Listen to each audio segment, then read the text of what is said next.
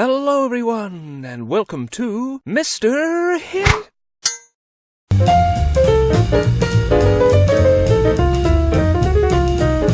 This is the Middle East, and here is Bahrain, or Bahrain as the Arabs call it. Now let's get a quick rundown, shall we? From the 4th millennium BC, Bahrain was part of the ancient Dilmun civilization, which at its height, around 1900 BC, dominated trade in the Persian Gulf, linking Mesopotamia to the Indus Valley. Today, Bahrain is mostly all desert, but back then it was green and fertile, blessed with an abundance of underground freshwater wells that are now dried up. Neighboring civilizations thought of Bahrain as a kind of paradise, but it was simply a nice place of settlements, forests, pearl fishing, and copper bullheads. But you don't need a big Bahrain to know that nothing is forever, and Dilmun civilization ended. It declined and got conquered by the Kassites, a horse-worshipping people who had earlier conquered Babylon. Assyrian rule followed in Dilmun lands, Neo-Babylonian rule followed, then the Achaemenid Persians. Alexander had plans for Bahrain, which the Greeks called TaLha, but he died before anything too big happened. The ensuing Greek Seleucid Empire may have ruled Bahrain, but then the Iranians took over. In the 7th century, Muhammad sent a messenger to Bahrain to preach Islam, and it became among the first Muslim countries. Now, like all faiths and beliefs, Islam too became divided and split into different camps, some believing this, some believing that, and so on. And in the mid-800s in southern Iran, a man was born called Abu Sa'id al-Janabi. He founded the Qamashyan state in Bahrain, which back then referred to Eastern Arabia, and made a lot of trouble for the Abbasid Caliphate, spreading a doctrine of Shia Ismailism that believed the Mahdi, the Muslim Messiah, would soon appear, signaling the end of the world. Politically, his state ran on a collectivist proto-communism, with thousands of Ethiopian slaves doing the hard work. But how much trouble did these Qamashiyans make? It's not like they slaughtered harmless pilgrims, attacked Mecca and Medina, and stole the black stone from the Kaaba, right? Actually, that was exactly what they did, horrifying the Muslim world. In 976, the Abbasids finally defeated the Qamashiyans, and the Arab Uyunid dynasty took over. Another Arab dynasty followed, but the Persian rulers of Hormuz got control in 1330, who made lots of money transporting slaves from Africa and Arabia into Persia. Another Arab dynasty followed, but then the Portuguese came to town and seized the land and the valuable Gulf trade network. In the early 1600s, the Portuguese were kicked out by a joint English-Persian effort that left Shah Abbas, seen here sporting a magnificent mustache, and Safavid Iran ruling Bahrain. Persian rule ended in 1717 after an Omani invasion, and it took a lot of time and effort and some European help for Persia to get Bahrain back. Years of war and chaos nearly destroyed Bahrain, and the population went way down. But Persians and Arabs continued to fight over the islands, and eventually in 1783, the Arab Al-Khalifa clan got power, and they rule Bahrain to this day. Persia tried a few more times to get Bahrain, and the Omani Sultan actually did invade and tried to install his 12-year-old son as governor, but that didn't work out. He must have been kidding, am I right? By 1820, the British ruled the waves, including those undulating in the Persian Gulf, and in the 1860s they made treaties with Bahrain that saw Britain effectively in control of Bahraini geopolitics and diplomacy, in exchange for British protection and aid in case of foreign invasion. They also demanded an end to all the slavery going on there. In British hands, Bahrain became very rich and prosperous, and a lot of Indian and Persian merchants moved there and set up shop. But Bahraini anger was stoked in 1892 when Britain formally annexed Bahrain into its empire. But though there was unrest, British rule continued. The Bahraini National Union Committee, a left-wing nationalist group, formed to organize strikes and so on to be rid of the British. Independence came in 1971, but now the United States ruled the waves and basically took over the operations vacated by the Brits. Bahrain's decision not to rely on oil and diversify its economy was smart, and it became the Middle East's new center of banking after Lebanon fell apart during its civil war. Today, Bahrain is very rich. Now, desire for democratic reform led to years of unrest. Reforms eventually arrived, women were allowed to vote, but unrest returned in 2011 when Bahrain's Shia majority protested against its Sunni leaders. The government's response was brutal. Many died and others were tortured. Not cool. Things were pretty crazy in Bahrain for a while. You might even say things went bananas in Manama. But it's quieted down for now, and let's hope for more peace and reform for these sand-swept islands and their glistening metropolis. And until next time, bye-bye.